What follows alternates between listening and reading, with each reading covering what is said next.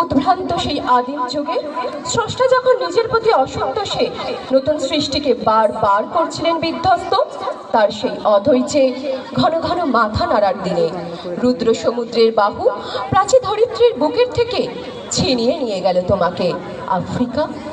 বাঁধলে তোমাকে বনস্পতির নিবিড় পাহারায় কৃপাণ আলোর অন্তপুরে।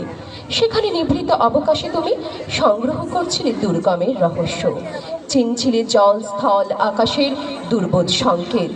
প্রকৃতির দৃষ্টি অতীত জাদু মন্ত্র জাগাচ্ছিল তোমার চেতনাতীত মনে। বিদ্রুপ করছিলে ভীষণকে বিরূপের ছদ্মবেশে, শঙ্কাকে চাচ্ছিলে হার মানাতে, আপনাকে উগ্র করে বিভীষিকার প্রচণ্ড মহিমায় তাণ্ডবের দুন্দুভিনী নাদে। হায় ছায়াবৃতা, কালো ঘোমটার নিচে অপরিচিত ছিল তোমার মানব রূপ। উপেক্ষার আবিল দৃষ্টিতে এলো ওরা লোহার হাত